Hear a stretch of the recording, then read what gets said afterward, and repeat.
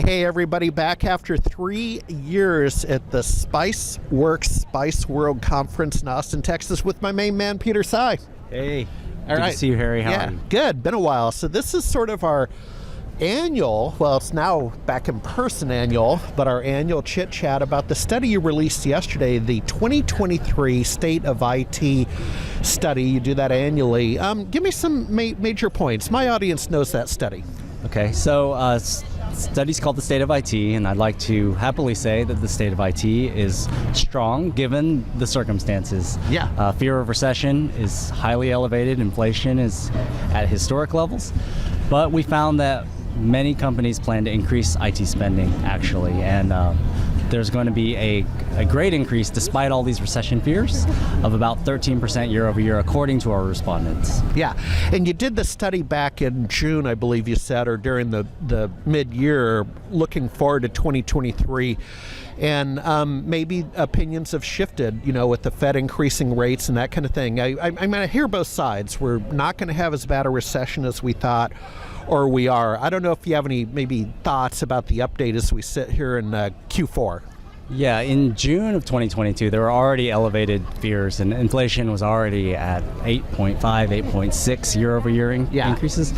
Things have shifted maybe in the last couple of days, but I think the main takeaways from the report are that businesses are increasingly prioritizing IT because they know there's the potential for positive return on investment, and during the pandemic, their investments really paid off, and they're not going to cut those off now because they're essential to their functioning and their success as a business. Yeah. What about employment? You had in your session earlier today, you had a big section on IT employment. Talk to me. Yeah, so the state of the IT labor market. A lot of companies are having difficulties hiring the necessary talent that's needed, especially in enterprises. They're looking for talent, but they can't necessarily get it. So a big trend that we've seen this year is a shift towards managed services, influenced by this IT labor or IT skills gap. A lot of them are hiring the professionals. They're looking to third parties to help them out because they can't find the talent.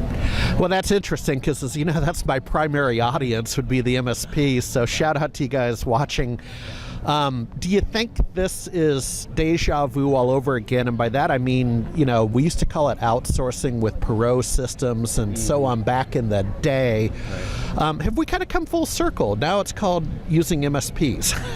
Yeah, maybe a little bit of history repeating itself, but yeah, I think the overall message for your audience is that some of the spending that traditionally was for the DIY on-prem, install it yourself, is shifting towards managed services because of some of these difficulties, but also because a lot of companies are modernizing their tech stacks. More companies are increasingly remote, so they need that help because they realize that it might be better to call on the experts.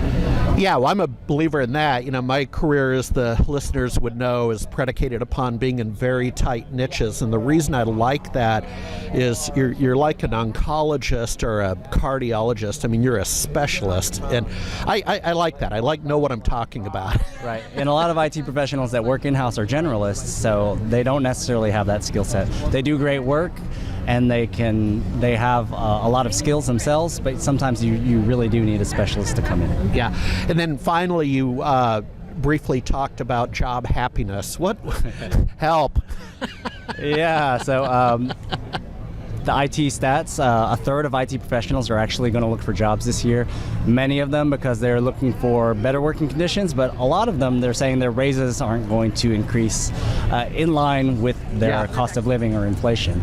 So a lot of them are going to look for a new job to potentially get that pay bump. Maybe they'll even start working for a managed services provider because they tend to pay better. Yeah. But a lot of IT professionals, we did a separate study on what makes IT professionals happy. And I identified 3 questions they should ask during the interview process that will more than double their chances of happiness. Yep. And then finally, will you be releasing more studies near term?